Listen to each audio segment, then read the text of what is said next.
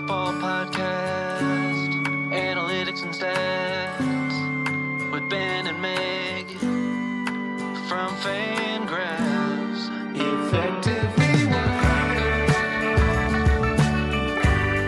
Effectively wild. Effectively wild.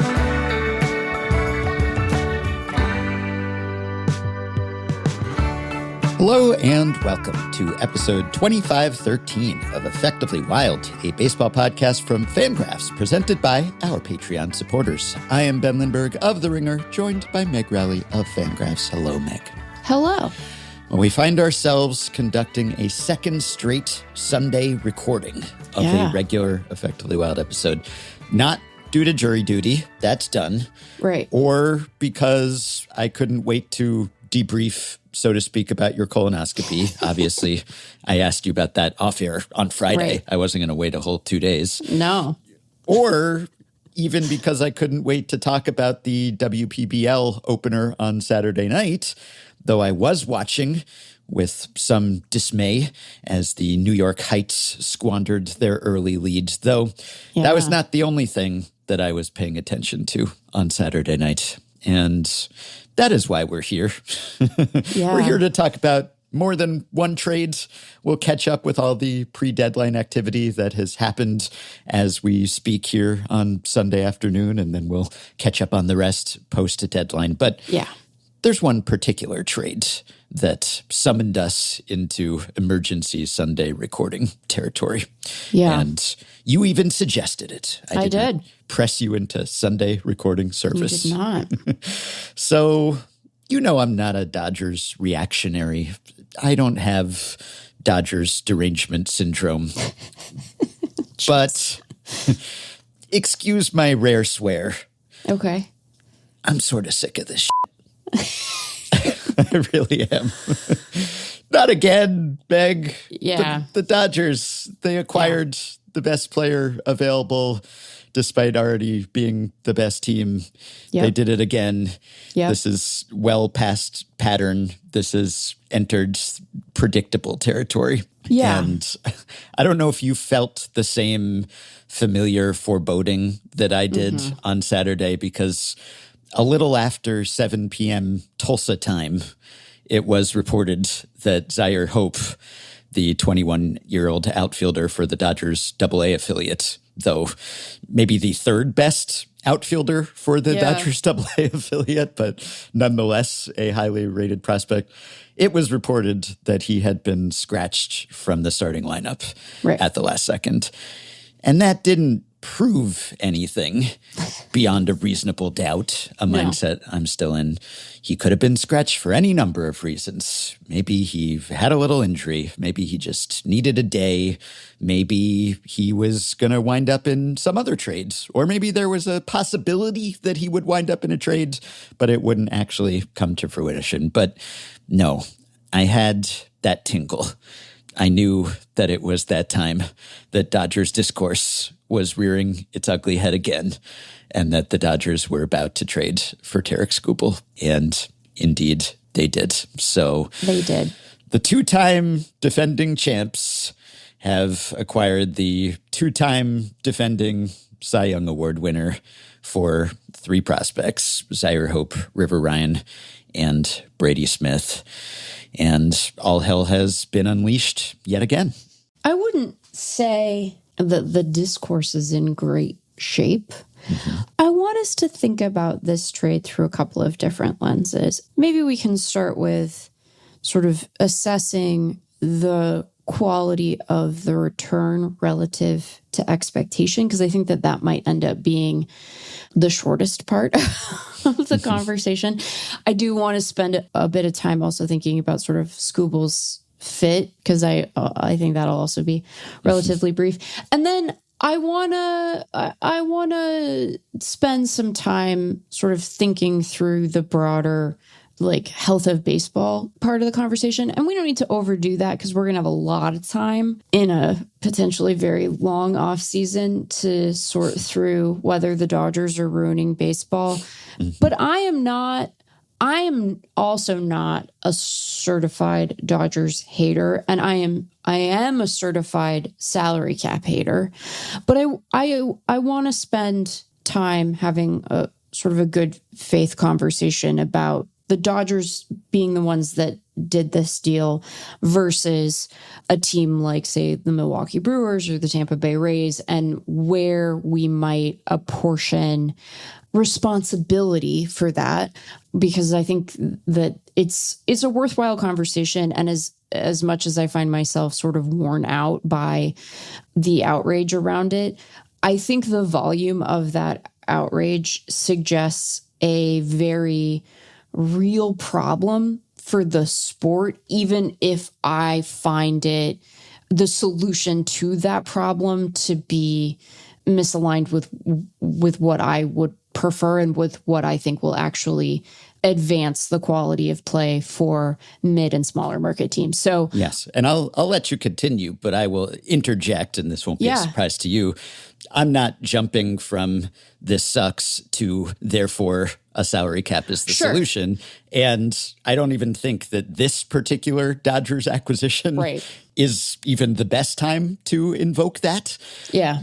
But I think it's possible to both bemoan the Dodgers' tendency to acquire almost every single great player that the team tries to acquire, without then saying, therefore, the answer is X, right? There may not even be a great answer, or the solution, quote unquote, may be worse than the problem in this case. But I do think it's a problem. Okay, continue. I think because we have gone round and round on this so many times, I am mindful that I can come off a bit snarky when it comes to the concern of fans of teams that aren't the Dodgers. So I want to make sure that we're like really digging in on it in a way that does justice to those concerns, because whether or not you believe a cap to be the solution to all of this, and I agree with you, I think it's not only is it not in the general sense, but in terms of the specifics of this acquisition or acquisitions like it, but it isn't great for the game we love to have this many fans this dissatisfied to the point that they're like taking the side of Bob Nutting, you know? That suggests something is potentially quite broken. And so I want to engage with that in a serious way, because I know I can be a little flippant about it sometimes. So, but let's start with the return here, because I think that sort of dialing in the way these particular prospects are viewed is useful to understanding why Detroit sort of went the way that it did potentially. Because you're right to say, you know, River Ryan and Zyhir Hope are generally very well regarded. I think we should start with Ryan, because that's where I think the divergence in both evaluation and valuation is probably the greatest. Because, boy, it sure is a little weird that a guy who is like only 2 years younger than Tarik Skubal is the headliner here. And, you know, I know that there are outlets that are a good bit lower on Ryan than we are in our most recent top 100. I would say most places would have Hope as the headliner, but it varies. It varies. And I know that, like, I believe that, like, BP just left him off their midseason Ryan, top 50. River Ryan, yes. They are, and I think remain the high publication on Hope, which I don't see to ding them. They have been sort of in on Hope for a long time.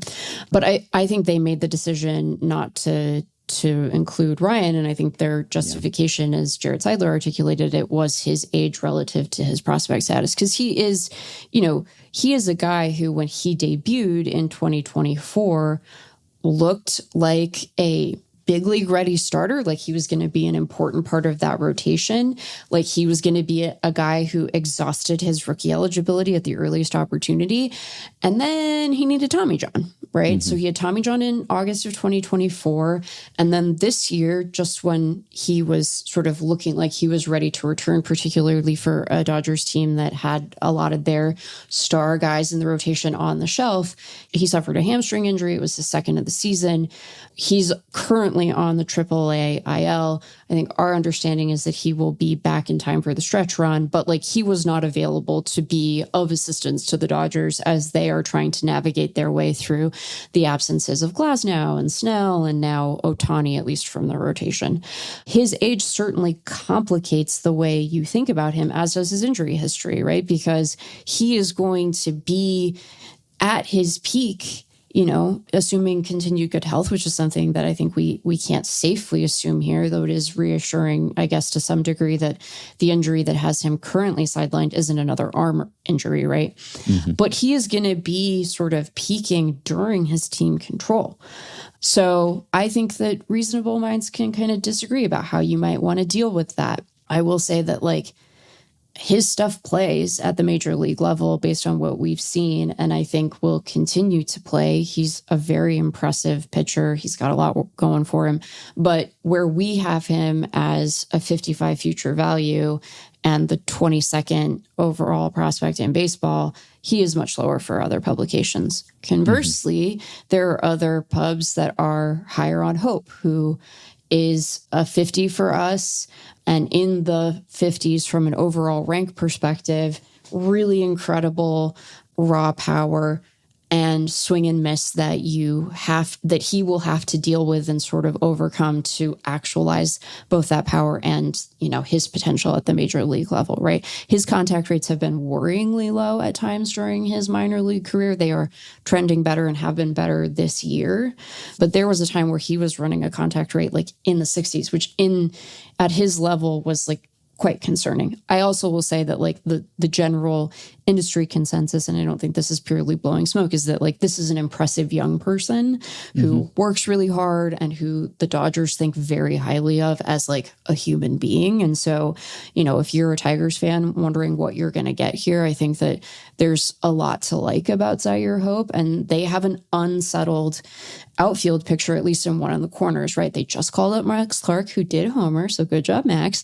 And, you know, they have Riley Green, but is the combination of like, you know, McKinstry and some of their other utility guys the answer in left? Probably not. They have Green also, of course. Right. But in the other corner, presumably, right? Yeah. I guess Clark can play center, right? I mean, yeah, he can. That's an outfield of the future, I suppose, at least a short-term future, medium-term future. But yeah, in the piece I wrote for The Ringer, I looked up the mid-season updates, the farm refreshes from 8 sources, which was probably more than I actually needed. But everyone had Hope ranked. And as you noted, BP was the highest on him at number 20 overall. FanGraphs was the lowest at 57 for Hope. And then for Ryan, 6 of the 8 sources had him ranked somewhere. BP omitted him, as you said, and also Baseball America did. And I think FanGraphs was the highest, unless you count, well, Keith Law had him higher even than FanGraphs, Ryan, that is. The lowest was MLB Pipeline, had him at 68, and Keith had him 19th, FanGraphs had him 21st. So, yeah, the average ranking across those 8 sources for Hope was 35, and then Ryan, it really varied because there were a couple sources that left him off entirely and a couple sources that had him higher than Hope.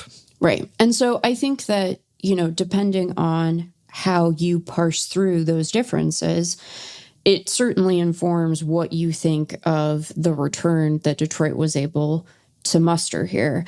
There's a reasonable conversation to be had about like how they sequenced this trade, for instance. This getting done Saturday night when the deadline is Monday evening maybe suggests that they had firm no's on whatever their asks were of Milwaukee and Tampa, just to name the 2 teams that were sort of, apart from the Dodgers, most frequently mentioned with Skubal, just because of the quality of their farm systems. Our farm system rankings, which should be fully up to date here. Well, yeah, because Tampa and Milwaukee wouldn't have really changed. So we have Tampa first in baseball, with the Brewers not far behind them, and now Detroit.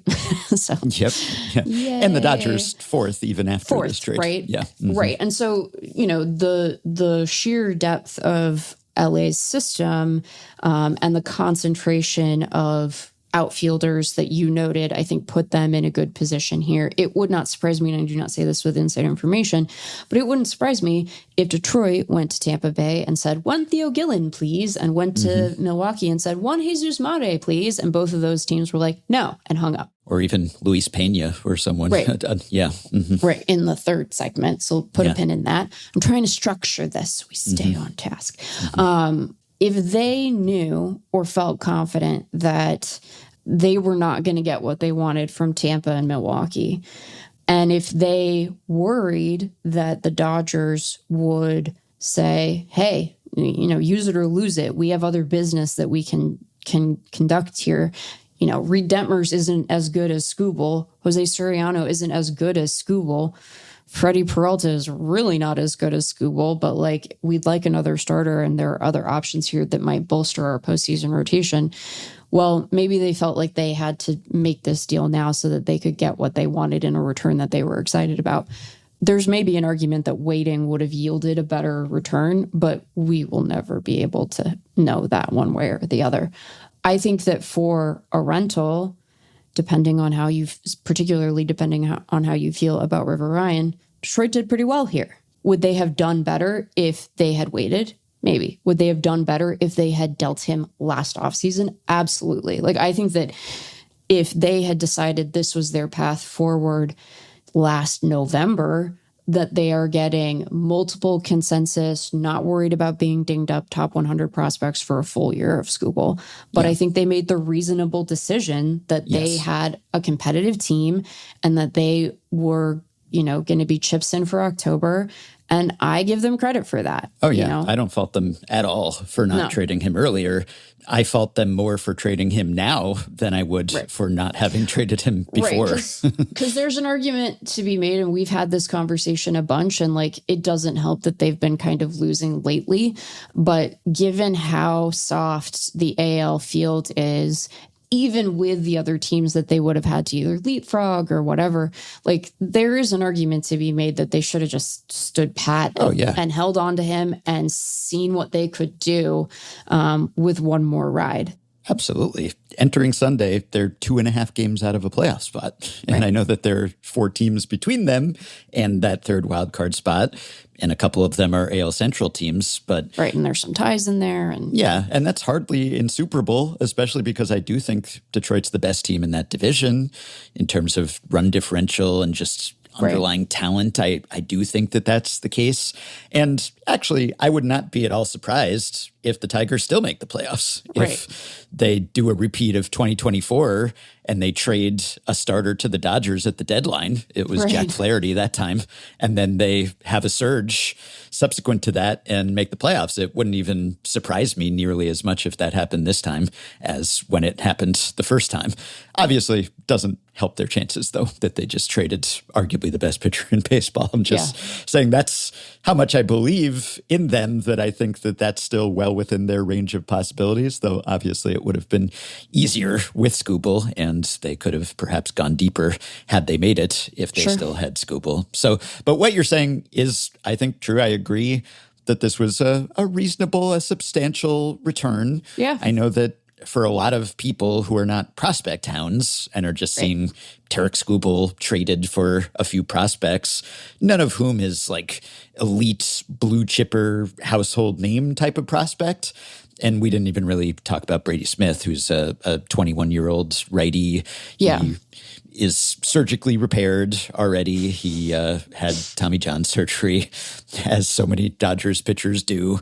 And he's pretty promising, but also like Ryan, or maybe even more so, just totally boomer bust, could go either way, right? Yeah. I mean, he's younger. He was their 3rd round pick in 2023. He's just in high A, he's got some good strikeout stuff and everything, but who knows? So yeah. So that's the package. And relative to what teams get for rentals these days, it's not bad. Which makes sense because Tarik Skubal is about as good a rental as you're going to get, right? Right. So, but we went through this recently. Just there's not a lot of history of teams trading anything of substance or giving away some highly, highly rated prospect for someone who is under team control for 2 to 3 months. It's just not going to happen these days. Teams are just too aware of the calculus, and they know that adding one player, even if it's a superstar, only affects your odds so much, and you're giving up a ton of long-term value there. And at some point, you do have to kind of forecast that and add up the wars and do a dollars per win sort of thing.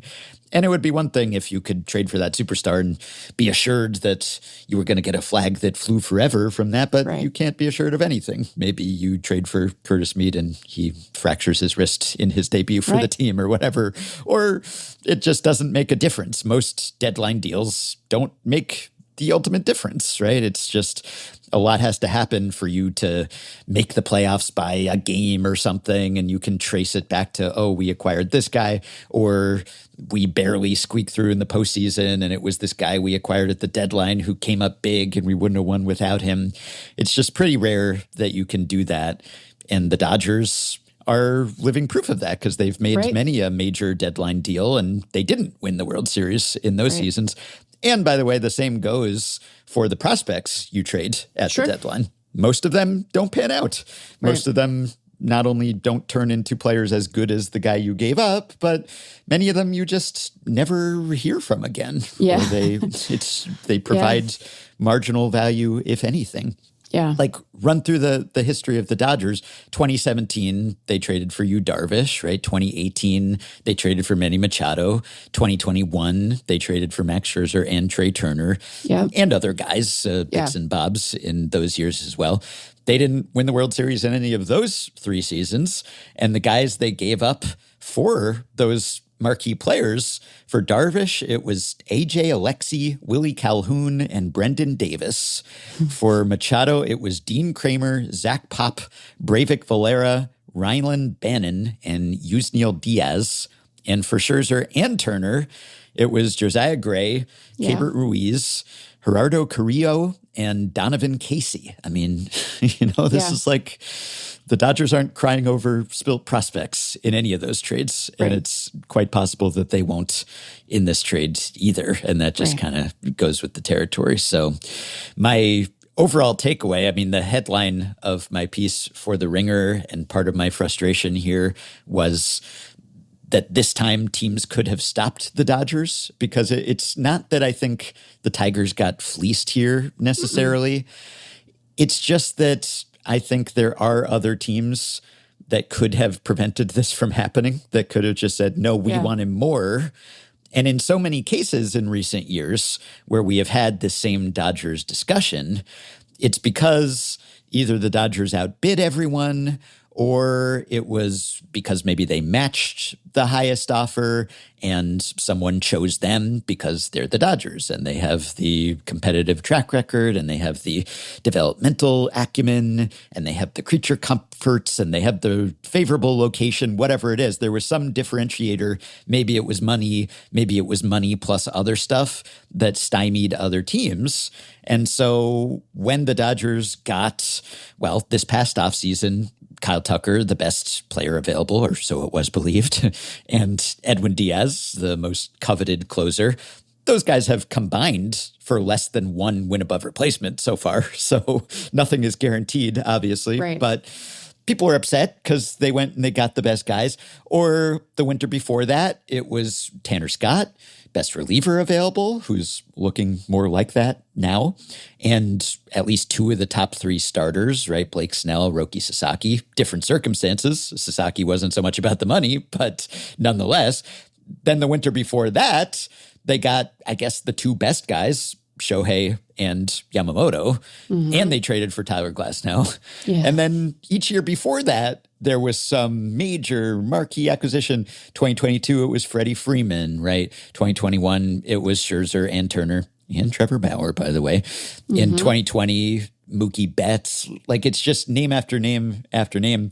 And credit to the Dodgers for always going after those elite guys. Right. Like when they do dip into free agency and when they splurge, it's usually on a guy that no one has any doubts about. Right. I mean, there are some exceptions, Bauer again, but in a lot of cases, they're sort of shopping at the top of the market. That's not to say they don't sign some mid-tier free agents too, but they really zero in on those elite guys. It's like Andrew Friedman gave a quote last week. There just aren't that many star-level players in the game, which, by the way, makes it more frustrating that so many of them play for the Dodgers. And he continued, anytime one is available, we're always going to participate in those conversations. We've shown to be very aggressive in the past and the present, unfortunately, for everyone else.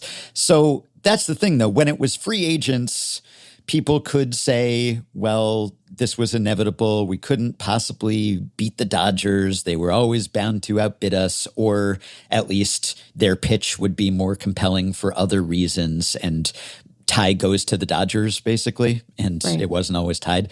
In this case, though, that didn't really apply because the Tigers certainly weren't out to do a solid for the Dodgers or anything. Like the Tigers were trying to get the best deal they could.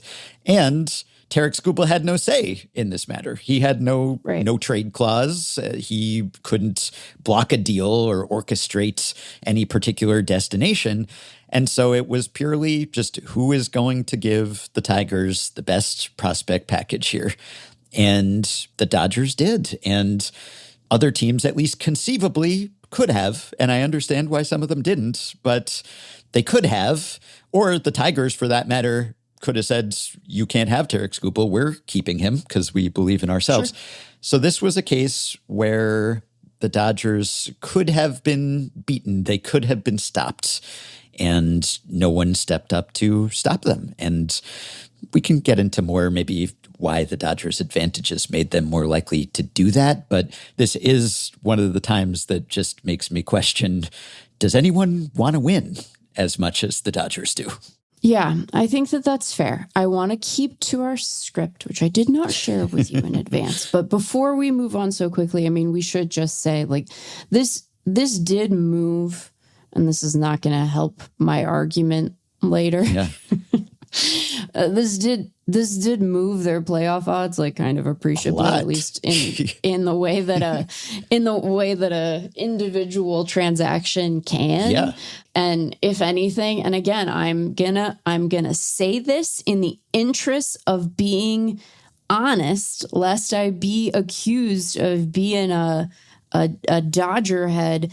Like, if anything, they're maybe underselling the playoff specific impact of this in the World Series odds, because our World Series odds don't really handle exactly the way that pitching in particular is deployed come October. I mean, it's in there some, but like it's not perfectly accounting for usage. So the fact that it moved them like 5 percentage points is underselling it even. That's nuts. That might not sound like a lot, but that's a huge when it comes to World Series. It's a lot. And by the way, and you could say the saving grace is, well, the Dodgers still are given a less than 1 in 3 chance to win the World Series. Sure. Which I believe because it's baseball. Yeah. And there's only so much you can playoff-proof a team or a rotation, though the Dodgers are pulling all the stops out to do just that. But 31% or whatever it is, that's a huge number when it comes to World Series odds because of that randomness and because of the 12-team playoff field. That's more than 3 times higher than the next highest team. So, yes, they're still the field is favored over the Dodgers, but the Dodgers are like lapping every other team. I mean, by multiple laps maybe. And just going up from 25% to 31 or whatever it was ish, as you said, 5.5 percentage points. Yeah.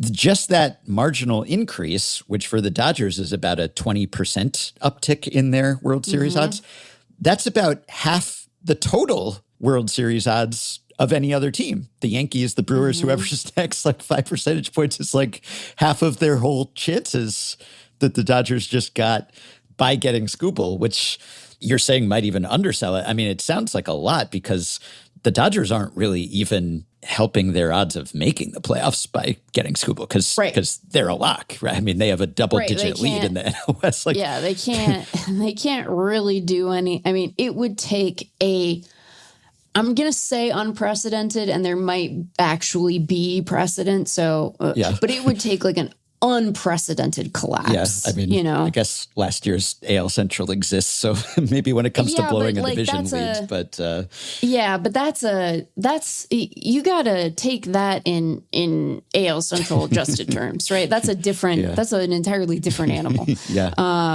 than what we're dealing with here. It would take something. I mean, like I hate to put it in these terms. It would take something catastrophic happening to the team. Yeah. Oh yeah. Yeah. So the Dodgers didn't even need Tarik Skubal to get to October.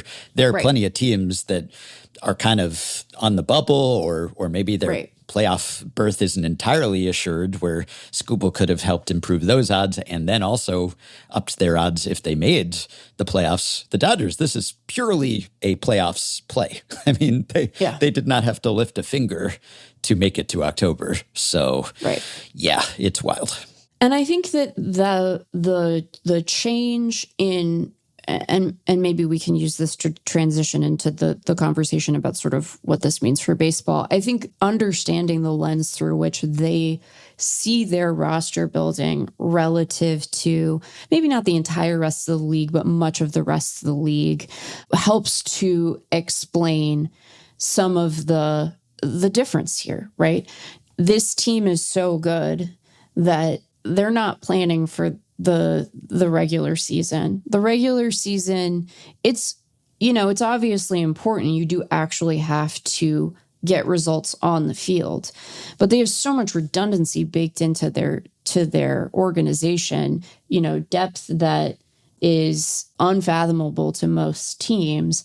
They're set up to weather Snell being on the shelf for a couple of months and Glasnow being on the shelf for a couple of months. They're built to weather Ohtani, being unable to pitch for however long. They're built to do that. And so the way that they orient their roster, and I think part of the reason that they are so aggressive when it comes to top end talent, and sort of not that they're indifferent to the results of the smaller deals they do, because they care about those deals, right? Like they were fine to let Michael Conforto walk.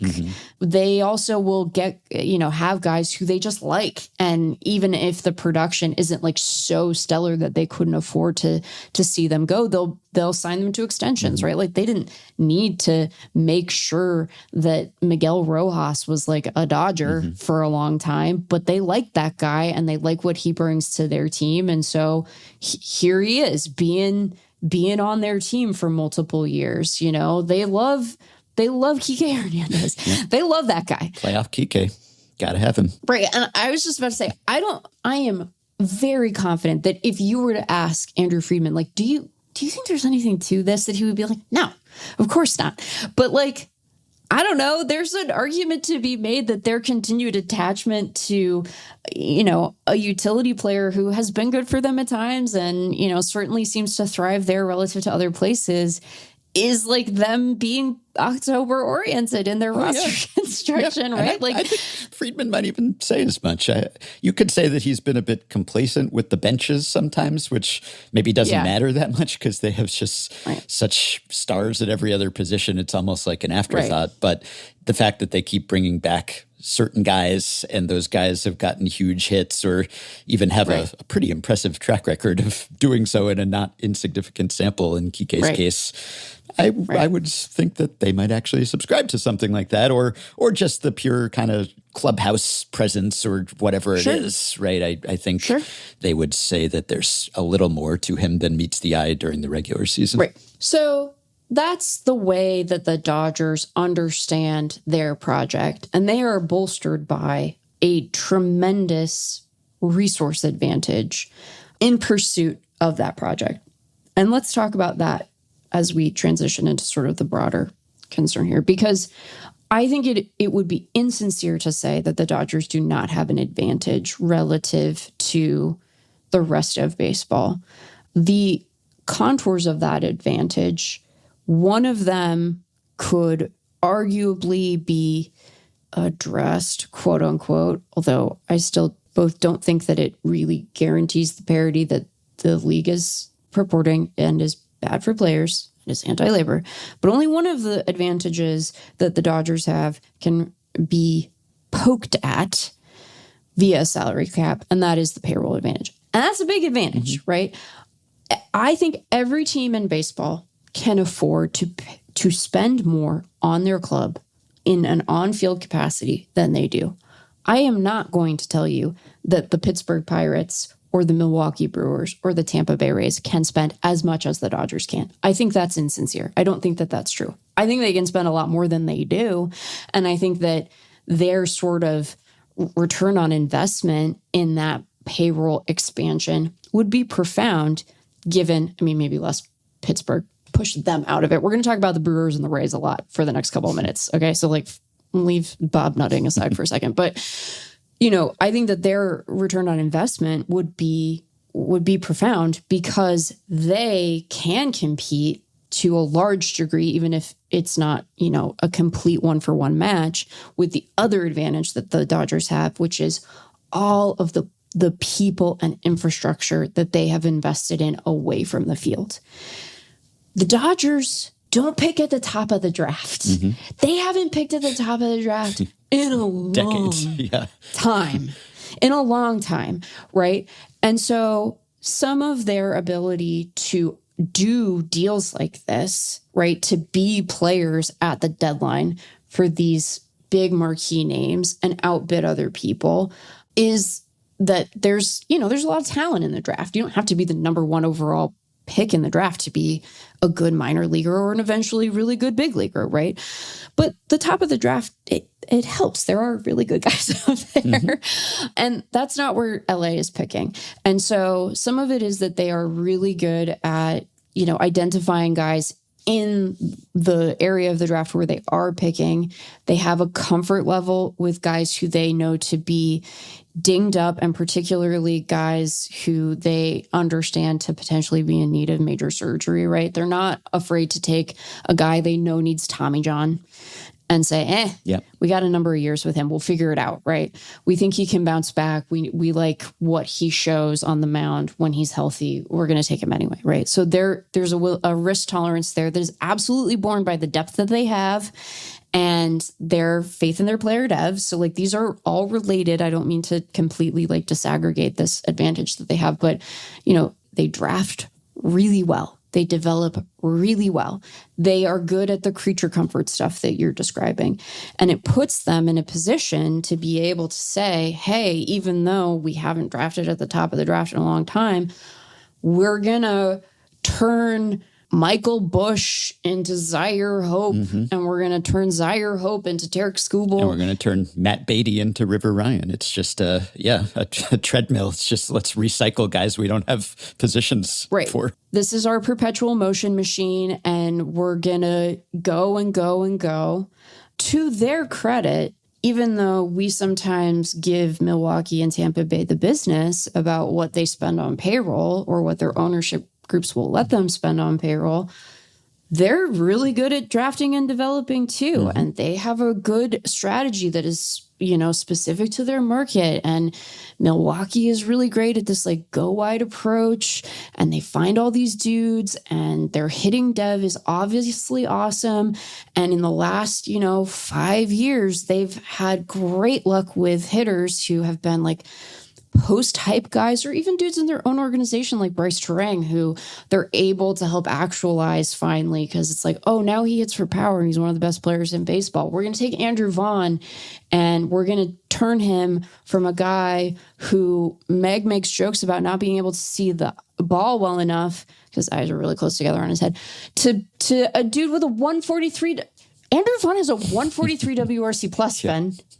Sorry, I'm just like, I knew he was having a good season, and I know that he's had some injury stuff. So like, this is 66 games and 207 plate appearances, so I don't want to make too much of it. But also, Jesus Christ, yeah, I know, 143 WRC plus, right? And seemingly another example of what I talked about on episode 2500, the phenomenon of players just sort of deciding to get better all of a sudden and then just doing it, or getting some seemingly simple advice or instruction and then immediately being better. When Vaughn went to the Brewers, they were just like, stop chasing. If you chase like that, you're not going to play. And he was just like, oh, all right. Okay. I mean, it's always more complicated than that, but boy, it sure seems a little like it's that.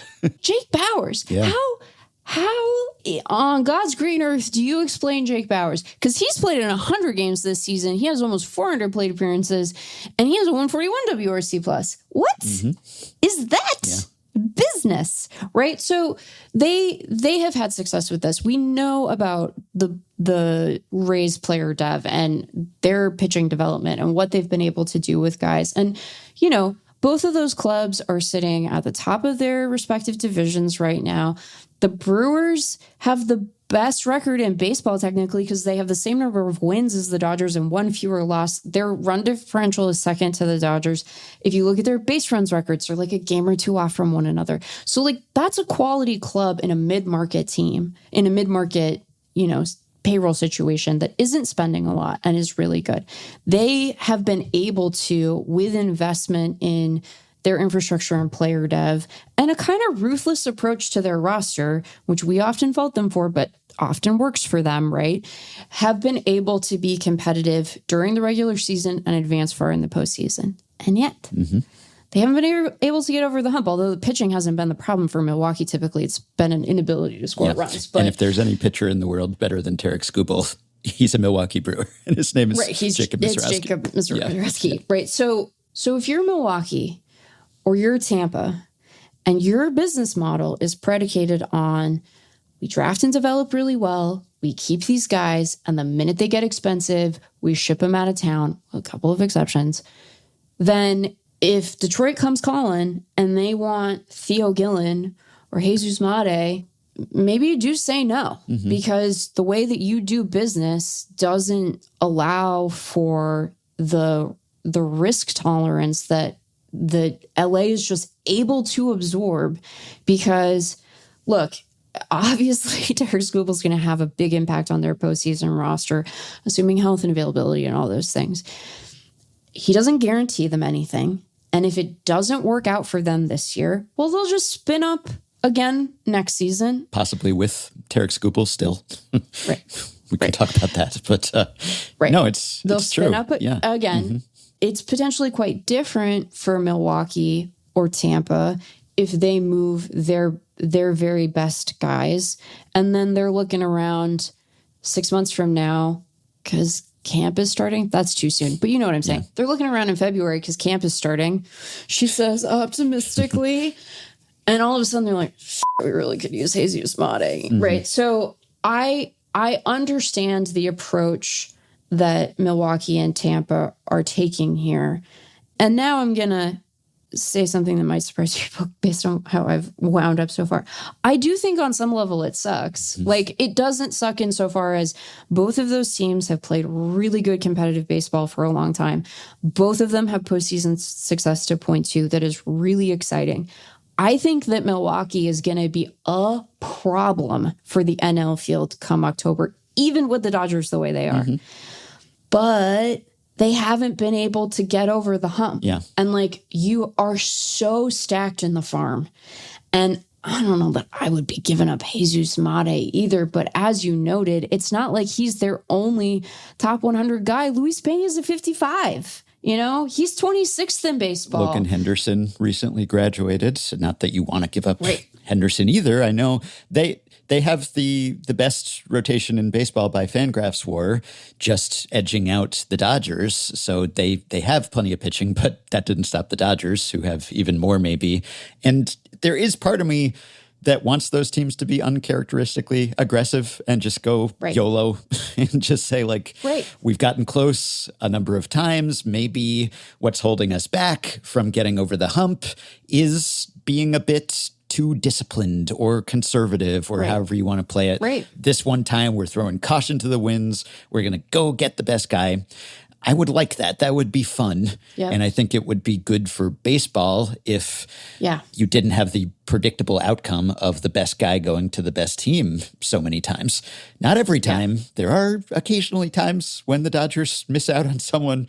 Sure. Bryce Harper, Juan Soto, Max Scherzer when they tried to re-sign him, or they decide they don't want to keep someone, Corey Seager or someone. Players leave. Yeah. Right. But in many of those cases, it's like, well, did they go all out though? Or were they kind of okay with not wanting them? But yeah, they don't get absolutely everyone. But it would be nice if the talent were a bit more democratically distributed here. It's never going to be perfect parity and all the players are just spread out, doled out. Every team gets a great guy and it's just all even. But it's so concentrated now. I looked at the rest of season projections for FIP by starting pitchers at FanGraphs according to the depth chart, so Zips plus Steamer. The Dodgers now have the numbers 1, that's Skubal, 12, Ohtani, 16, Yamamoto, 21, Glasnow, and 23, Snell, starters in baseball. So they have 5 of the top 23. And I know that 3 of those guys aren't currently pitching, and who knows how many of them will be come October. But then again, that doesn't even include Justin Wroblewski, who is an all-star this year, Emmett Sheehan, Roki Sasaki with his huge glove. If they don't need those guys, they'll move them to the pen like they did last year, except unlike last fall, they actually have a half-decent bullpen now, and they have Tanner Scott and everything. So it's just and he's good now again. And so it's just a total embarrassment of riches. So obviously they're just kind of coddling these guys to some extent and just trying to make sure that they're all healthy and that rotation peaks at the right time. And so it's almost like Skubal's insurance, which sounds ridiculous, but I mean, he's the best guy they have probably, but it's almost like, if they have the other 4 guys and whoever else healthy, then they hardly need him, but they can't quite count on having. Yeah. So now basically, if they have those guys healthy, which is a big if, but even if one of them's hurt or something, it's not like it's a huge step down, and you don't even need 5 starters in the postseason, really. So they're going to have basically a top 20-ish starting pitcher going every single day in October. It's just so stacked that it's ridiculous. So that is the big difference, I think, that the Dodgers have the freedom to say, prospects, well, we can always make more of them. And also, even if we have them, we don't have a place to play some of them. And because this is their hope, as good as he is their 3rd or 4th best outfield prospect, right? Because they have DePaula, who's their top prospect, and then they also have Sirota, not Soroka, not Sorotka, but Sirota. He is their maybe 3rd best prospect, and then they have Eduardo Quintero, who's a level down at high A. I mean, it's like DePaula and Sirota are also at Double A and are as close to the majors as Hope, and maybe even better. They're hitting better, right? So it sort of stinks because the Dodgers did give up meaningful value here, and yet it doesn't hurt them at all. Really. I mean, it doesn't cost them a thing. I mean, it could turn out that Hope is the best of all of them and they actually rue the day they dealt him or something. But given that they have Pahis now sort of entrenched in center, plus Tucker under contract for at least one more season, maybe more, plus this wealth of other similar, if not superior prospects, it's like dealing these guys didn't ding their long-term outlook at all, really. And even Ryan, if he pans out, it's like the Dodgers have 10 guys who are as good or as good as or better than him, So it's not that the Tigers got a bad deal. It's just that the Dodgers have so much that this doesn't actually affect their long-term outlook. If it turns out that Skubal is just a rental and doesn't re-sign or extend, they won't even feel it. They won't notice the difference, probably. It's nuts. But it is a meaningful difference that the Dodgers can operate in a way that the Brewers and Rays can't, at least as easily, because in this case, the salary wasn't really the impediment because, anyone could have. No. And there was reporting to that end, right? That was not a deterrent to either of these clubs, despite the payrolls that they run. Because it's like what, 9 or 10 million for the rest of the way. It's for Skubal, it's if that's stopping you, then it's middle sell the reliever team. money. Yeah. So so it really was the prospect capital that presumably prevented them from topping this offer, which they could have. They could have put superior packages together. They have the sheer prospect talent to exceed what the Dodgers offered them. Yes. And that's why I view this kind of, it's maybe adjacent to, but importantly different than the Roki signing, right? Because the money with Roki wasn't a problem for anyone, right? Anyone could have afforded Roki's salary and certainly his signing bonus because he was limited by the pool rules for internationals because of his age. So anyone could have done it. The razzle dazzle of the Dodgers is what ultimately swayed Roki. Well, you can't do anything about that. And so that is different than this situation where the players involved across the board don't have any say. So I want to make sure that I'm sort of differentiating between those appropriately. But it is similar insofar as you noted that there is a better hypothetical prospect package available in baseball that could have been offered here and presumably would have swayed them. Like if the Brewers say, screw it, we want Tarik Skubal, they can outbid LA on this. And so could Tampa, right? Presumably. And there might have been other teams that could have that operate in bigger markets or with higher payrolls because the Rays and the Brewers, they've gotten to this point and they're perennially relevant and in contention because they have such message discipline or, they don't stray. They don't say, oh, this one time we're going to get away. Now, they perhaps could stand to from time to time. Perhaps they take that to an extreme. But I think that is part of why they've been so successful is that they don't let themselves get emotional about things and say, oh, we're going for it and hell or high water, we're getting our guy. They do think about it in this kind of cool, collected, calculated, and sometimes infuriating way. And it helps in the long run. And they rely on those cost-controlled pre-arb, pre-free agency guys to sort of level the playing field and help them compete with teams that spend more. Could they also spend more? Yeah, to some extent, but obviously not as much, as you said. So there's also the extension question, because I think it's almost presumed that, Skubal's just going to stay with the Dodgers now. And I certainly wouldn't be surprised. I think you'd have to say they're the favorites. They were probably already the favorites, of course. I think it's unlikely that he's going to sign an extension. It could happen, but Boris client, right? And he's just... He'll almost certainly test the market. He's so close that, there's hardly any downside other than, I guess, he could always break, right? But in the next couple months. But barring that, it would seem to behoove him to test the open market, put his elbow boo-boo and his loose body further behind him if he has a big finish for the Dodgers.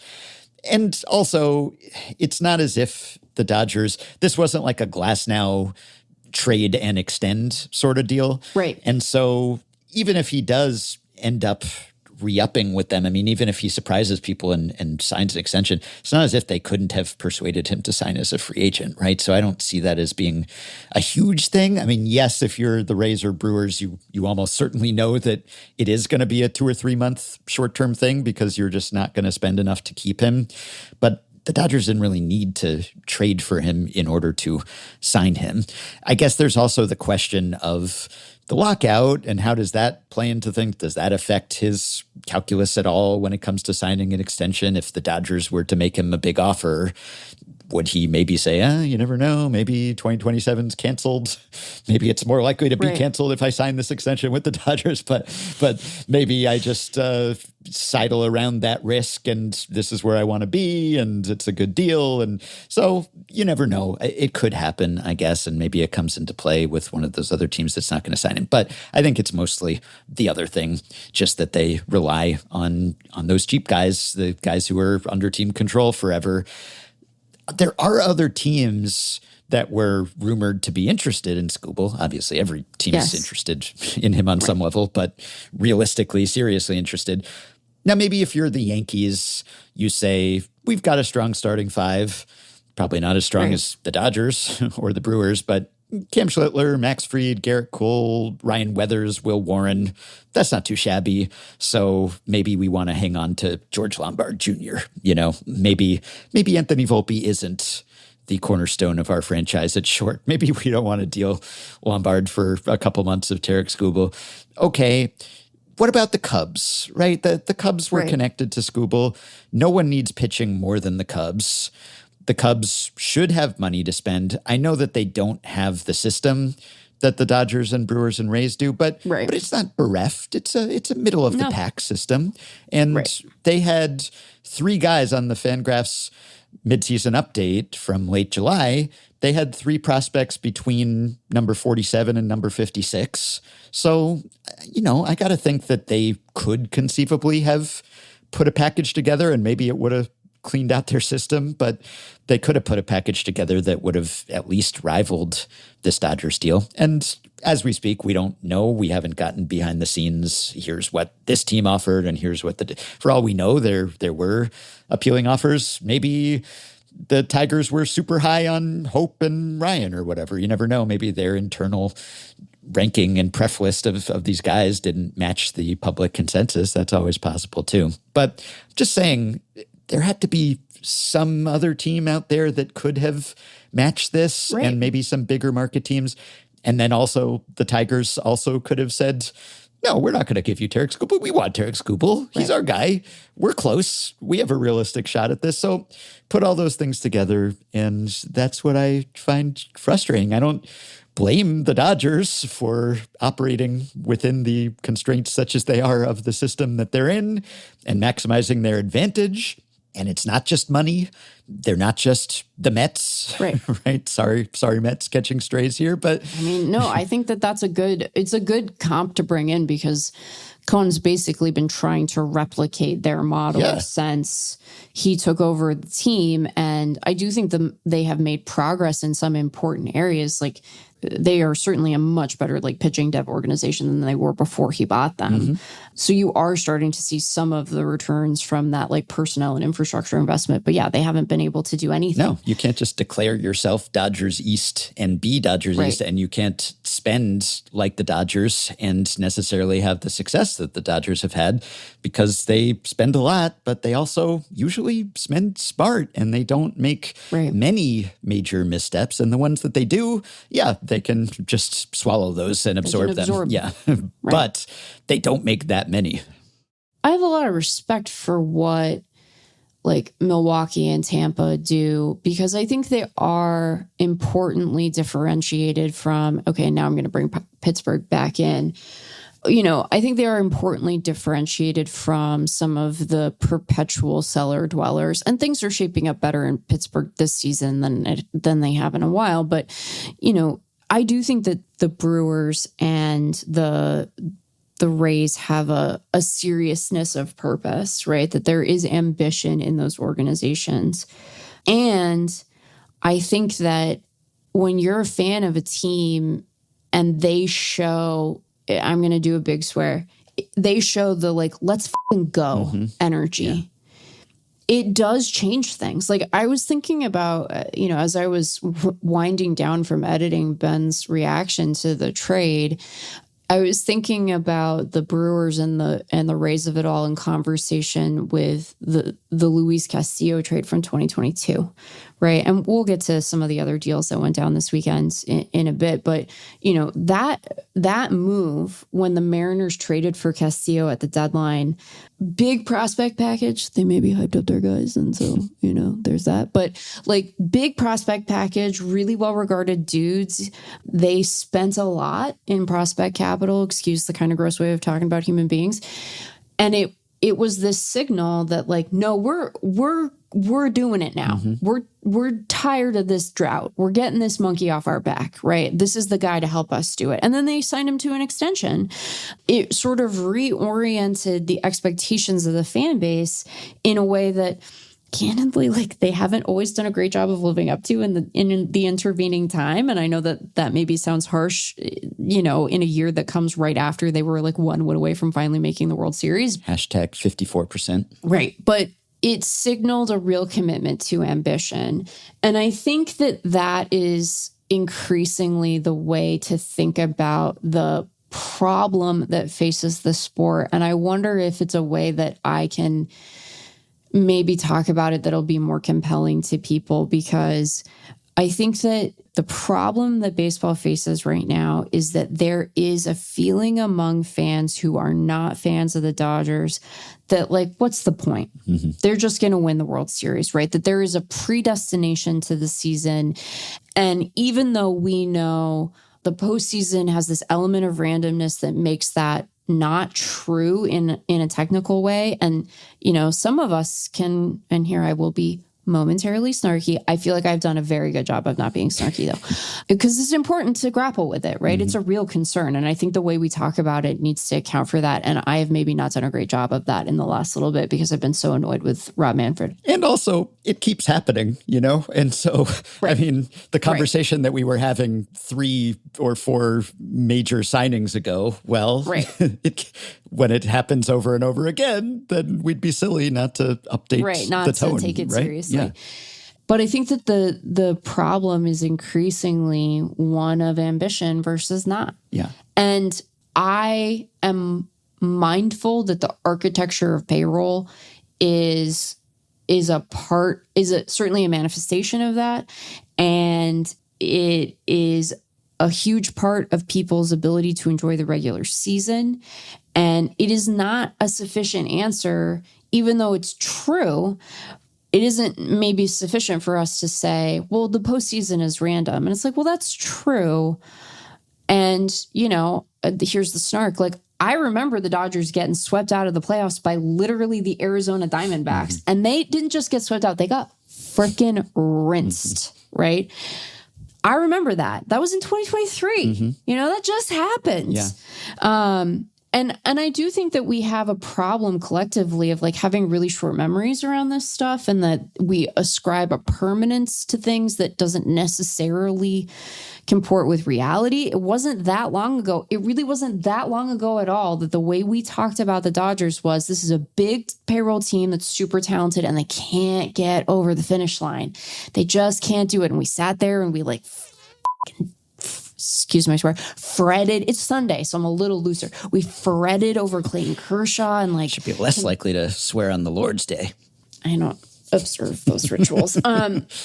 And, can Dave Roberts manage his way through this and all this stuff? And last year, it wasn't a given. Like, if Orion Kerkering can field his position, maybe they're not even in the World Series, right? Among other things that happened that helped them on their way. But it would be disingenuous to say they lucked into that championship either. Yamamoto threw on 0 days rest. That was amazing. Yeah. That was bonkers, right? Andy Paz made that great play in the outfield. He almost killed Kike Hernandez doing it, but that still counts. So having more fans feel like they're in it and invest in the regular season, I think is important to the future of the sport. And it's funny that the Dodgers are the ones ruining that for people because they don't give a shit about the regular season. I mean, they do, but they don't, right? So how do you close the ambition gap? And that's where, apart from the labor questions attendant with a cap, that's where I find the cap to be a wanting solution, because one, it doesn't address in really to anyone's satisfaction, or it wouldn't address to anyone's satisfaction, the advantages away from payroll that LA has. And I say that conceding that many of those advantages are intertwined with and in part facilitated by the payroll advantage. So I don't want to separate them entirely. But again, the Brewers are a good dev team. They are a good baseball team. This is a talented club, right? And they are able to do a lot of that stuff that isn't payroll as well as the Dodgers, even if they end up being prospect huggers at the end of it, in part because they don't have the payroll part of it. So that conceded, the ambition gap, that's a bigger problem. And you don't solve that with a cap. I don't think that if you look around capped sports that you fix that problem. And by the way, ask NBA fans how they enjoy the regular season and payroll conversations. They hate that stuff because it sucks. And this isn't just me being lazy about not wanting to learn about an apron, although that is part of it. Yes. And look, a floor conceivably could help with the ambition problem. Absolutely. And that is something that the Players Association has asked for. And the owners say, we're not doing a floor without a cap. And their commitment to the cap isn't really about ensuring parity. I know that they say that, and I don't, we don't have to take the PA at its word either in terms of like parity being its primary priority. They haven't said that. Yeah, and obviously the union's not going to do a cap without a floor, right? So right, yeah. and they're not going to do a cap at all. And they I think are more, as I've said before, more directionally aligned with competition based on their proposals. But their number one priority, as well it should be, is to make their members as much money as they can.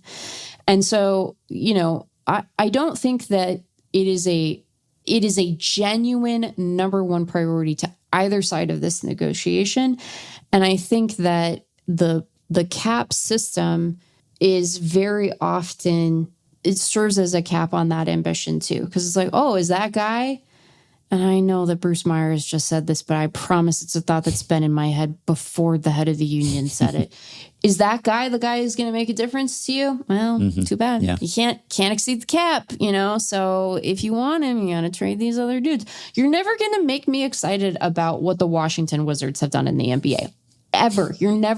That's never going to jazz me, right? Or, the Jazz for that matter. So I think that we need to talk in more direct terms about the problem at hand while still, I think, making the point, which I believe to be true, that the solutions that have been proposed on the owner's side are not a direct answer to those problems, either because you don't necessarily need a payroll like the Dodgers to be a very good draft and development organization, or because it's about ambition. It's about the will to win in these circumstances. And in some ways, it's easy to have ambition when your best player is arguably underpaid relative to the value he's accruing to your organization. And you don't have to take my word for it. Like, I heard Bazin making this point too on Dan Patrick's show, where it's like the money that they are bringing in just from having Ohtani on that team is bonkers, right? And so I think that fans of other teams are well within their rights to be annoyed. And they are pointing at something that is real, which is this feeling. But I, first of all, don't think we're ever going to fully remediate that feeling, because put a cap on the Dodgers tomorrow, they're still best in class when it comes to drafting and development. The sort of tails of that advantage are going to be long, even when you take away the sort of payroll support to it, right? They're still going to be a really good organization. That doesn't mean that they will suddenly, that another club that is also good at that can't surpass them. But like that part of their advantage relative to much of the rest of the league will persist, I think. It's not going to get Bob Nutting to care. It's not going to get the owners of the Reds to care. If you put this system in, sure, they'll have to spend more than they do. They will, I guarantee you, manage that floor to the frickin' dollar. They'll manage it to the dollar, right? It will not solve the ambition problem. It just won't. Yeah. And so I think that there is, there needs to be a shift and I think a reorientation in how we talk about this stuff. And I could stand to be less glib about it. But I really do think that there is a broader rot that is the main issue. And look, I hesitate to even say this, not that I'm like some powerful witch. Skubal's next start is going to be what, like next Sunday? He could blow out. And then what? Sure. I mean, he could, right? Could happen. Yeah. Yeah, we didn't really talk about Skubal's performance because he's Tarik Skubal. I figure people are pretty familiar with him by now. But I had some slight concerns after he came back from the nanoneedle super fast and was not quite his usual self for a few starts. He was pretty homer prone, and maybe some of it was bad luck. And if you adjust for that and look at his xFIP, for instance, it was pretty flat during that time. But he was giving up a lot of runs, and his pitch speeds are down almost a mile per hour since last season on average. So there could have been some causes for concern, but I think based on his more recent performance, I'm not really worried about him any more than I am about every pitcher, which is a lot, but not more than the norm because, yeah, in his last handful of starts, he's basically been as dominant as ever. He leads all pitchers in FanGraphs WAR since June 30th. Like all the metrics are basically back to being where they were. So is there a little elevated concern because of the loose body and everything? Yeah, I suppose, but I'm not that worried about it, at least on the spectrum of all Dodgers whose elbows I'm perpetually terrified about. So, and I don't know really what could lead to the dissolution of the Dodgers, because you might think that it'll catch up to them at some point if they keep just trading prospects and getting older guys. They are an old team.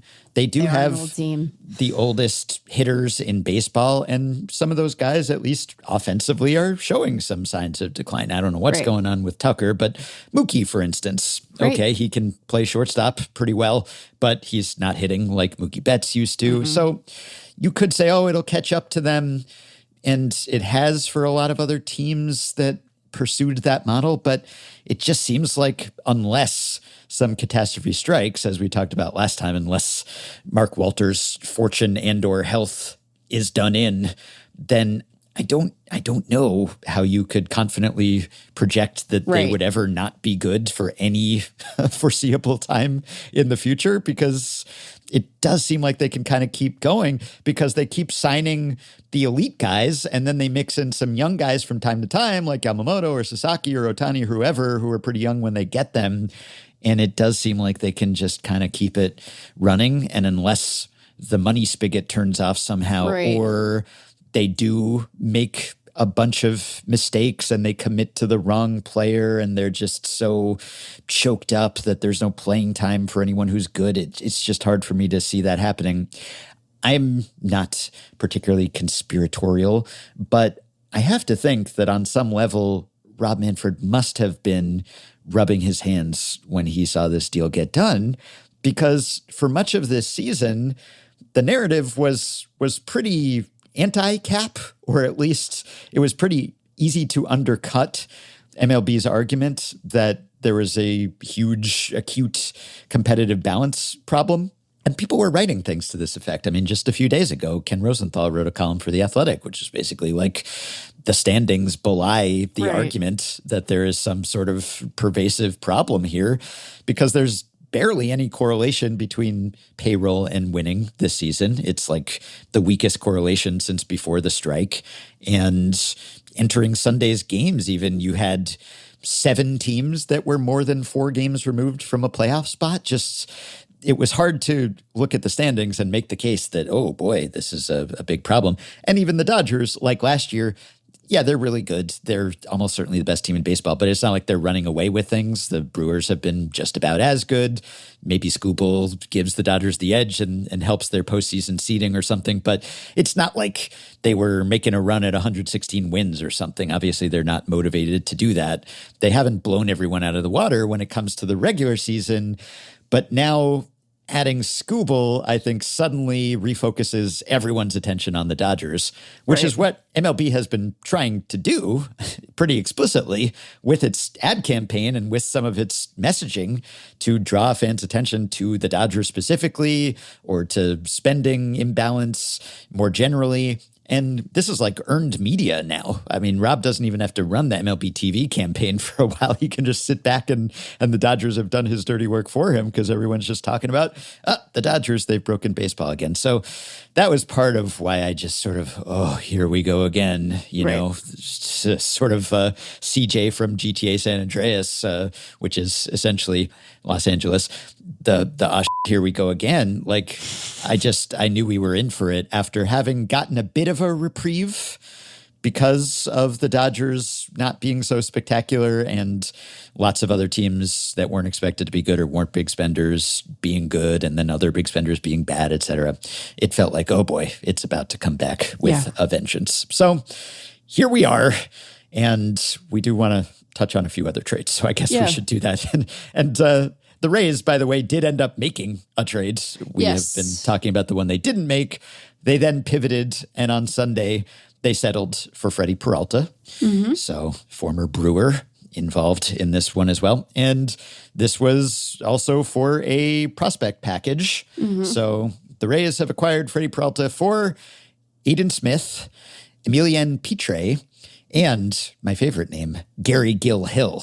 I mean, that's just the best. Gary People Gill are Hill. losing their gourds over Gary Gill Hill's name in a way that this is going to make me sound like a prospect snob. I'm like, what, are you not familiar with Gary Gill Hill?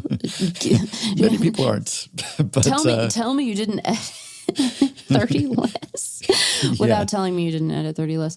Yeah, like they took a more of a sort of go wide approach to this one than say Detroit did to trading Skubal. You know, we have a 45 on Gill Hill. We have a 40 plus on Smith. We have a 40 on Petrie. You know, this is like, hey, this starter's bad and hasn't been very good. And let's see what we can make of these guys. Gill Hill is a starter, a AA. Smith is a center fielder. Petrie is a second baseman. So, you know, that was the sort of approach that they took for it. Given Peralta's struggles, I think that's a reasonable return, all things considered. I can see the appeal of Peralta to the Rays, where, you know, I just said that the Mets have been a better pitching dev organization, and I think that's true. I think that the Rays track record around that is a little longer. So they'll see what they can make of him. But yeah, that was their move, which I guess means the best available starter on the market right now is Detmers. Yeah. That was true before Peralta got traded, but it's assuming that the Angels actually do put players on the market. If they hold on to those two guys, it doesn't matter what you think of Detroit's return, that they will have lost the deadline. If those two dudes are Angels at the end of the day on Monday, then John Mozeliak should not be made a non-interim GM. That would be a bonkers outcome. If that's the case, I doubt it will be his fault. But yes, you're right. That has raised the question of why have a GM at all, really? Right. Because just let Artie do it if he's gonna, right? Yeah, or not. But we'll return to that topic one way or another next time. But yeah, Peralta, I wouldn't be surprised if he's perfectly fine for the Rays. Sure. Obviously, he's not Tarik Skubal, but I think he is somewhere between his 2.7 ERA for Milwaukee last year and his 4.99 for the Mets, and his xERA was in that range, 3.8-ish. I don't know. I could see him just snapping back to basically being the guy he was, at least under the hood for the Brewers year in and year out. And that's a not insignificant addition. So it's good that the Rays got a consolation prize, at least. It's hard not to feel let down a bit when you're in the running for Tarik Skubal potentially, and then you end up with anyone else. But Freddy Peralta is not a bad plan B, I suppose, even if there's a pretty big gap there. Yeah, and we don't know if they're done. And, you know, this is the danger of us recording on Sunday. But there were just so many transactions. We had to get some of them out. We couldn't wait till Tuesday. That would have been a 4-hour-long pod, which I know you wouldn't have minded. But Yep. Well, we could talk about another starter trade involving Meg's Mariners, which you just alluded to. So Luis Castillo is now on the White Sox. And this was a swap for Seranthony Dominguez, whom you mentioned the other day. He's pitching every time you watch the White Sox, right? So you're going to be seeing even more Seranthony, and not pitching well. No. Also. Yeah. I finally landed on the comp. He is Louis Varland's Wario for me this season. Because every time I watch the Blue Jays, Louis Varland is on the mound. It's shocking. You know, it's like I turn him on and I feel like that's true even when I turn on the Blue Jays in the first inning, which arguably is a misperception on my part. But I just feel like I have seen every inning that Louis Varland has thrown this year, and they've been great, to be clear. And I feel like I've seen most of the innings that Sir Anthony Dominguez has thrown, and they've been largely bad. But here's the thing, much like the role he's settled into with Chicago, he'll be a middle inning guy. You know, he's not going to be, I would think, throwing high leverage innings for Seattle. I have a little more faith in Seattle's pitching dev than Chicago's. So maybe they'll be able to tease something out of him. I don't know. Okay, so the cynic in me is a little worked up about this trade because if it's a salary dump, that feels bad. And look, Luis Castillo is not the guy he was when they traded for him in 2022 and they ushered in this era of expectation that I talked about, right? The signaling of ambition, the seriousness. He's not that guy anymore. He is having arguably his worst season in the majors. And this isn't just like, oh, he's getting unlucky and he has fantastic peripherals. Like everything is down relative to certainly his peak and even to last year, right? He's not the same guy, and I think that that's important to remember, but also part of why they did what they did was because the White Sox were willing to take on not only what remains of his salary this year, but also the entirety of his salary in 2027, and he also has a vesting option that year if he throws 180 innings and avoids certain IL placements, etc. So they are saving a meaningful amount of money, even taking on Sir Anthony's salary, which... Remember when he signed him, we were like, well, that's a lot of money to throw at a reliever. That's kind of weird. Yeah, we were wondering if they would flip him to a contender at the deadline, whether that was the plan, which I guess that is what happened. But it turns out that the White Sox were a contender too. Right. But I think that like the White Sox need starter innings. They are certainly putting pressure on Noah Schultz at the moment. I imagine he will sort of phase out of that for now. And so I think that Castillo is like a good guy to have soak up innings as your fifth starter. He is, by all accounts, a delight to have in the clubhouse and for a young team contending in a way that was sort of unexpected. And I mean, credit to the White Sox, like they're 2 years out from setting a record for losses. So, you know, this is I think a defensible move on their part. They parted with Boston Smith, who is unexpectedly a main character of this deadline, right? Because savvy listeners will remember that Boston Smith was who the White Sox traded for when they traded away Curtis Mead to the Nationals. So weirdly at the center of a lot of deadline activity this year. Yeah. And then Nolan Jones, who had one really great year for Colorado and has been hurt and ineffective since then. He will, I imagine, be outfield depth for Seattle at AAA. There are some rumblings that like they are listening on Randy Arozarena. If they do that, I think that they are signaling that they are not competing. If they are to move him, because you know what Randy Arozarena has been, apart from infuriating at times on the base paths, Randy, stop running. Stop it. Also, stop challenging. You're bad at that. And your base running, very strange. But he has been their best bat and their only all-star, even if you almost did miss that AL all-star photo. I'm never going to forget that. It was such a delightful moment of like being in the press box at just the right moment to be like, is that Randy Arozarena sprinting across the field because they're taking the American League all-star photo right now and he's not over there? Yeah, that's Randy. I think Nolan Jones will settle in as sort of outfield depth at AAA for now. They'll figure out if they can fix him. Boston Smith was sort of as Eric put it, a priority senior sign. He didn't get much in the way of a signing bonus because he had no leverage, not a good defensive catcher, big pop in the bat, a lot of contact and swing and miss issues. So they'll have to figure out if they can fix him. I am nervous that this is mostly about getting Castillo's salary off the books. If they reallocate that money to a good bat, well then, you got more starters than you know what to do with. And lest anyone forget, Cade Anderson is just like shoving at AA. Yeah. And they have Sloan too. So they are very well positioned to backfill their rotation. There are other rumblings of them listening on Emerson Hancock, them listening on George Kirby. So I don't know where their rotation will how that'll settle out when the deadline comes and goes tomorrow. But they are trading from a position of great depth, even if it it feels sad just because of what Castillo meant to the organization. And if there's a twinge of nervousness that this is about saving money, because there's some precedent for that, but I am going to reserve judgment on that piece of it until we know what they have done in the next little while. Yeah, there's enough money remaining on Castillo's deal that he better be better or else it's going to be a bit of a drag. It's a lot to take on for, yes. Yeah, I applaud the White Sox for doing something and making an effort because they've been such a fun story. And yeah, they have payroll room and they need help in the rotation. He doesn't have to be great to improve on their alternatives, but does probably have to be better than he has been this season. Correct. Because he's been deployed in sort of a piggyback role at times this year, which we've talked about on the pod, and to varying degrees of success. And I should be clear, like, it's not like they're on the clock to spend all that money by Monday. It does give them flexibility to take on payroll in a deal.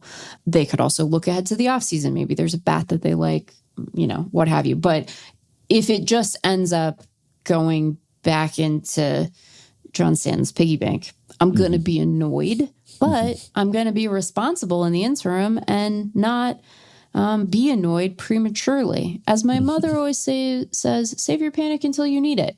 Yeah. I'm not good at that. It's like the advice she has given me the most often in my life, and probably the advice I have inadvertently ignored more frequently than any other, which isn't me disrespecting my mom. I'm just an anxious little bird. So there's that. But yeah, Castillo, Luis, thanks, bud. You were a fun mariner. I hope that those sunflower seeds you planted outside the dugout that one time blossom into you thriving in Chicago. Well, I guess the only other somewhat significant move that's been made is Atlanta trading for Lane Thomas and Bailey Falter from Kansas City. Well, and I would maybe submit. So I like that deal for Atlanta.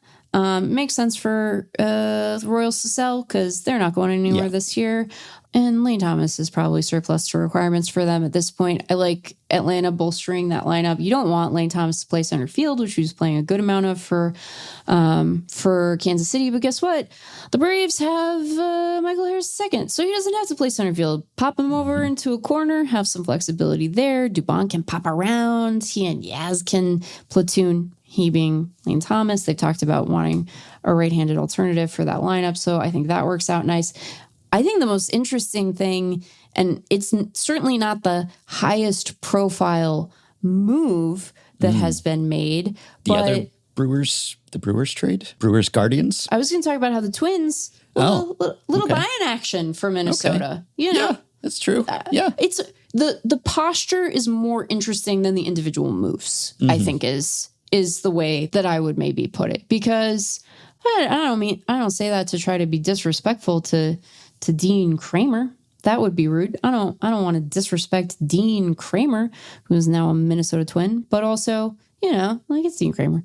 But they also picked up Minter from the Mets. Yep. So that's nice, to get Minter. It's a change from last year's deadline when they traded every reliever who wasn't nailed down, and now they're acquiring some. So it's good. It's good. The posture. They're in it, according to the standings, so they should be shoring up a weakness here or there. This is like a responsible posture. And again, we are recording at 1:30 p.m. my time on Sunday. By the time we record again, maybe they've cleaned out the cabinet, and this isn't their posture at all. But in terms of like an early signal, it's just like, oh, we're going to make some shoring up sort of moves. We need to shore up. So here we are shoring. We'll kind of go from there. Seems reasonable given where they are in the standings. So yeah, the Pirates also acquired a reliever, Camilo Doval, from the Yankees. We don't have to go in depth on every reliever move. There are going to be a lot. But here's what I'll say. We have not yet written up Camilo Doval because he is firmly in the either we'll do a reliever roundup or the Pirates will do more moves. And Camilo Duvall can get written about then. Yeah, I hope there's a Pirates reliever roundup because they need that because... Oh, man. And they need better than Duvall, candidly. Yes, right. I don't know how much he helps, but at least it's a gesture in the right direction because the bullpen's been holding the Pirates back. They have this strong starting staff, which is 6th in FanGraphs WAR, and then they're 5th in position player WAR, which exceeded my expectations for how good their non-pitchers were going to be. And then it's the bullpen. The bullpen has been a big part of why they're still sort of on the periphery of contention. Their bullpen is 18th in FanGraphs WAR. It's got to be better, right? 19th in win probability added. Nothing more frustrating than that, probably, than when every other aspect of your roster is sort of squared away, but you can't hold leads because your bullpen keeps blowing them.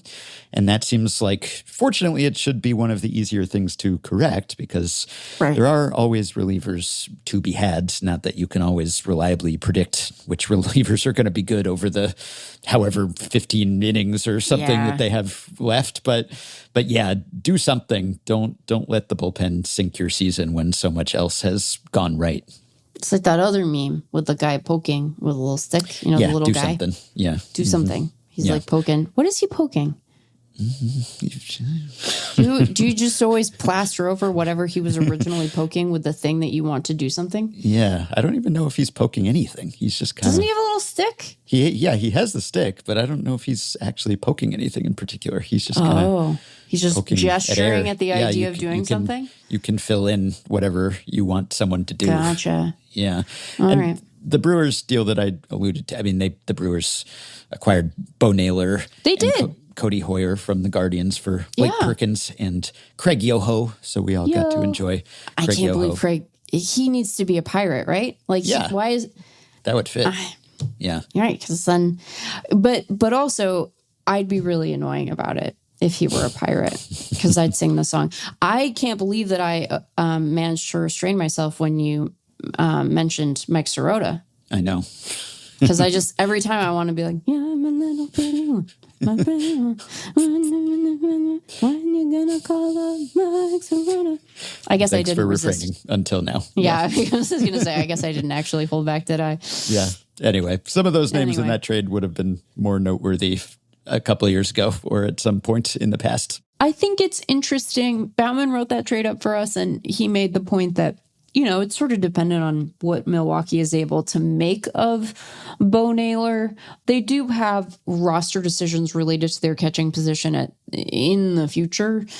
They have an option on Contreras. It's not particularly expensive. It's a little pricey for them given where they operate, but there is a scenario where they make Bo Naylor really good, and then all of a sudden they have options about trading Contreras, and then we have to get back on the mic and talk about how annoying the Brewers are, and no one will remember that when they're wanting to get mad at the Dodgers. Sorry, I snarked again. But I hope they don't do that, because Contreras has been so good for Milwaukee. Bo Naylor has been so frustrating because he was so promising in the beginning, and then the offense hasn't been great, and it's not like he's a defensive standout, so he can't even hedges his way to value. So they have some work to do there. Cleveland officially out of the Naylor business. No more Naylors. Divested themselves of all Naylors. All Naylors. All Naylors must go. Not Nailered down. Yeah. Nailered down. There will be more moves, and we will return next time to round them up. And hopefully not too much of what we said today is altered by subsequent moves, but inevitably it will be. It will be. That's what tends to happen. But hopefully most of our analysis holds up and you get our trade reactions hot off the podcast presses. Yeah. So that's that, and more deadline deals to be discussed. The biggest news of this weekend, though, our moment of zen to end on. You know how you always wonder whether men are okay because some of, for any number of reasons, but specifically because some of us have used from time to time some sort of 3-in-1, 4-in-1 shower concoction where it's body wash plus shampoo plus conditioner plus I don't even know what else, right?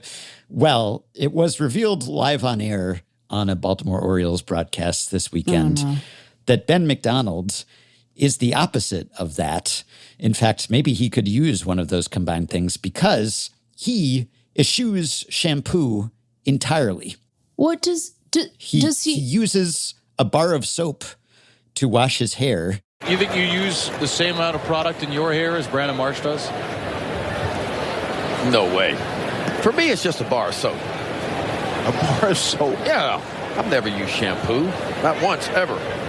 Just a bar of soap in the hair. I was going to say he confessed this, but he didn't seem at all ashamed about it. In fact, if anything, he seemed quizzical. He seemed flummoxed that anyone would do anything else. And Kevin Brown was sort of the proxy for normal people. You have never used shampoo? Never. In your life? Never. Not when you were a kid? No, just a bar of soap in the shower. That's all I need. You use shampoo? Yeah. Why? Doesn't everybody else? I don't know. I mean, it's just a bar of soap. It's simple. All you need is a bar of soap. Cleans it perfectly. I mean, feel how soft this is. It's just a bar of soap. Look, I have my share of odd habits, as anyone who listens to our bonus pods can attest to. But Amen, brother. But this is one where I'm firmly on the side of, wait, what are you talking about? He sounded as if we are the weird ones, those who use shampoo. And in case anyone's wondering, it's not that he's hairless. It's not that he's bald or something and just has less need of shampoo. He has a full head of hair. Oh, yeah. But he does not believe in shampoo. He says he's never in his life used shampoo, which I don't know how he can verify that it was never used on him before he had reached the age of shampoo consent. But at least as an adult, as someone who can make his own choices about hygiene, he has not used shampoo. And he claims that he is none the worse for this. He had Brown feel his hair and see how soft it was and how clean, supposedly. And so he just rubs a bar of soap over his head, and that's how he washes his hair. And he claimed not to understand why anyone would do anything different, which to me is mind-blowing because if anything, I might underutilize bar soap just because I have like liquid soap and body wash or whatever, soap-like substances. And I don't like bar soap that much. It's like I don't like the feel of it. It's all slippery and, I like some sort of liquid soap substitute. I mean, that's soap too. So soap in any form. As long as you're getting in all the crooks and, nooks and crannies. So this is very much a Bryce Harper's toothbrush method. Again, I'm open to different strokes for different folks. And if it works for you and no one's complaining about his hair and it looks clean. I mean, he is washing his hair. He's washing it. He's just putting just dragging a bar of soap over his head. It's just never would have occurred to me to do such a thing. Okay, here would be my concern. Does he use any conditioner? Did he say? Oh, I don't think so. Yeah. Okay, so there are two concerns I might have here. And again, like everybody's head of hair is different. Yeah. So I'm going to have less of a reaction than you maybe thought you were winding me up for here, given some of my takes, which are correct, about you guys and your lack of wellness. Mostly it's just like, give yourselves little treats, It's fine. No one's going to have questions about your masculinity if you use both the shampoo and a conditioner. It's and really I don't know if that's McDonald, unless this is some internalized thing where he's worried that people will think he's not macho. Yeah. I don't know. Look, he was a ball player. Maybe you're in the communal showers or whatever. Maybe there's an expediency. Yeah, that could be it too. Right.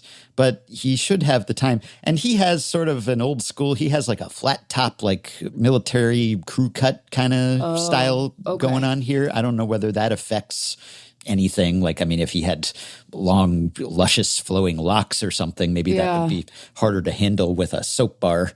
Maybe because his hair is so square in maybe more than one way. Maybe it's sort of soap bar shaped. Maybe it works for him. But yeah, so you're not as well. I have two concerns though. The first is about the state. This is Well, look, it's either we talk about his hair or my colonoscopy. So here we go. You know which I'd prefer, but but you know what? Don't worry about it, everybody. Don't worry about it. Don't worry about it. I will say anesthesia is a trip, man. That's such a strange. Can't get enough. Yeah. It's such a weird experience. It is. It wasn't unpleasant, but it was very odd. Yes. But my first concern would be like, what is, and I worry about this with fellas sort of generally, because I think a lot of you are very routine based in the shower and you're like washing your hair every day you're in there.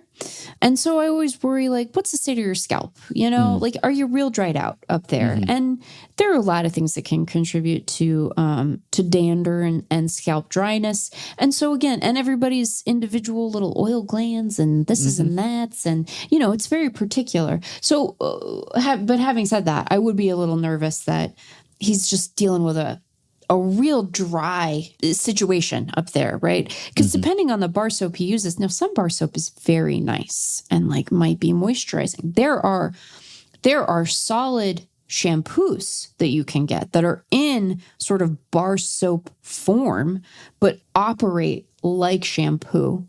But I'm imagining this guy with just like the barest bones, you know, like you go to the store and it's the kind of aisle where you're only getting like single ply toilet paper, which is an abomination. And then you have just like the harshest, most astringent. Any type of toilet paper is extraneous as far as I'm concerned. But that's a not separate all of us have conversation bidets, okay? that we have had. Okay. Well, I mean, could rectify that and rectify that. I'm trying to pull us away from that end of the body. Please do. Up. Please do. You know, I think it's good that we saved this till the end, though. I bet that there are people who are going to see this episode hit and they're like, she's going to talk about her stupid colonoscopy first. We didn't. We got right to the news of the day. We were real focused. I had segments. You know, I had a plan. We were locked in.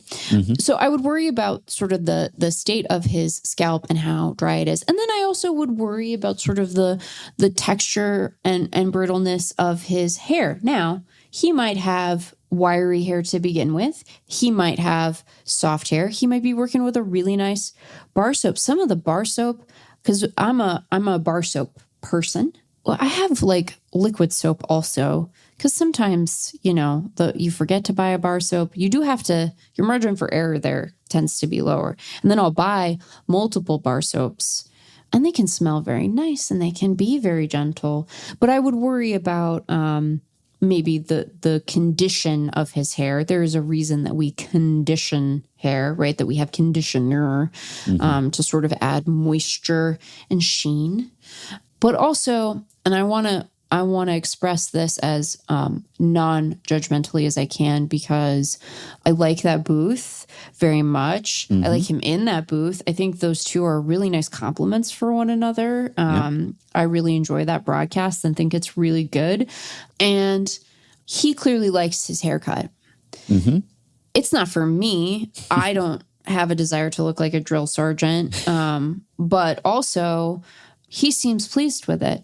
So as much as I do inquire after men and their okayness, because, you know, dude wipes and deodorants that are named after verbs, that's filling a segment of the market that does suggest that there's something to be a little worried about. And we did have, what's his name with the Mets and all those eggs.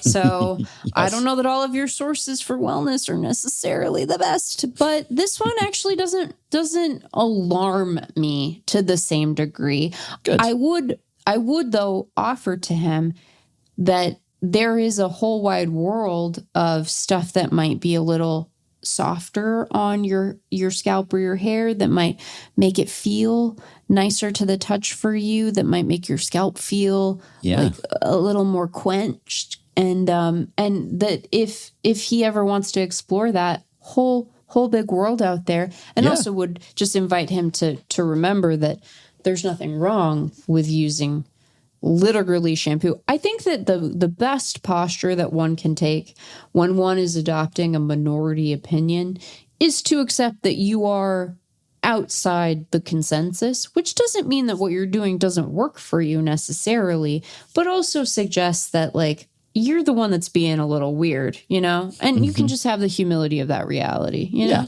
I'm familiar with that feeling. Yeah. Right, So- because you are a lifelong holder of weird-ass grooming and food opinions, you know? Yes, And but I this feel is- comfortable calling them weird-ass because they are, some of Yeah. them are quite strange, And Ben. I'm comfortable with you calling that, but not using shampoo is not one of them. So yeah. I Not even a can't go along combo. with the other Ben, the other Ben on this Right, one. so but many Bens. yeah, maybe one day he'll experiment. Maybe it's not too late, and he'll just maybe not. luxuriate, and he'll realize what he was missing. Or maybe not. Takes all kinds, as long as he's cleaning with something, as he seems to be. Like every time they take a road trip and he stays in a hotel and he Right. goes in there and they have shampoo and conditioner and body wash, is he like, Yeah, what's just this untouched? for? Yeah, just You know, get the- maybe he's the smart one because he has never had to grapple with the, I imagine, cost-based change that is terrible away from the little mini shampoos and conditioners and toward the fixed big bottles in the shower in hotels. And I'm not doing more hotel shower talk here. Okay. I save that for when Craig's on the show. But it is a travesty that we should collectively rebel against after we're done slipping on the water on the floor. Mets egg guy, by the way, Ryan Lambert. Thank you, Ryan Lambert. Has a Lambert. 6+ ERA in AAA, and See you, Ryan. also missed some time. So I don't know if it's okay. because he Now I was feel bad. ODing on eggs, but it doesn't seem to have fortified him enough. At least it's been major control issues, both with egg consumption possibly, but also with the strike zone, definitely. All right, well, much as the Rays, having missed out on Skubal, secured a starter, Freddy Peralta, the Cubs acquired Kevin Gossman from the Blue Jays. The Yankees added the Nationals' Luis Garcia Jr. The Braves got Tyler Mahle from the Giants. Coverage of those trades and others next time. Also, all that shampoo talk reminded me of a scene from season 3 of The West Wing that my friends and I still sometimes repeat to each other. White House Chief of Staff Leo McGarry, played by the late John Spencer, and Chairman of the Joint Chiefs, Percy Fitzwallace, played by the late John Amos, are sitting alone in the Situation Room. It's a heated time, and they have a little light, almost non sequitur of an exchange. This is always when you say something. No.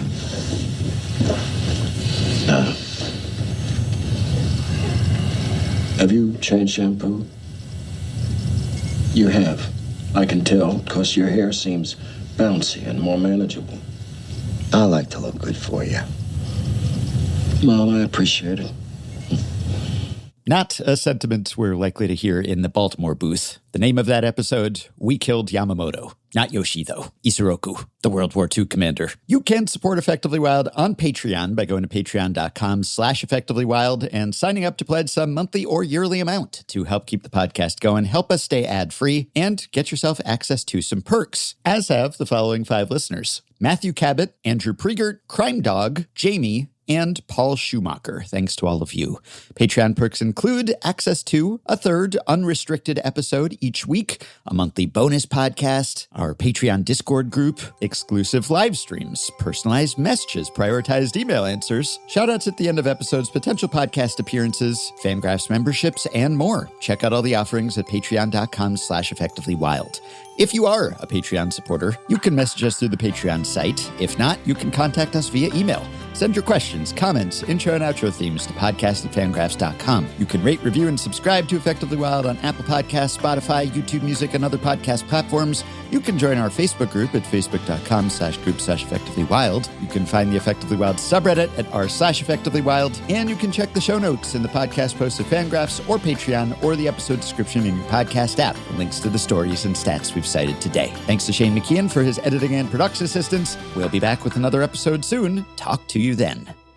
If baseball were different, how different would it be? And if this thought haunts your dreams, well, stick around and see what Ben and Meg have to say philosophically and pedantically.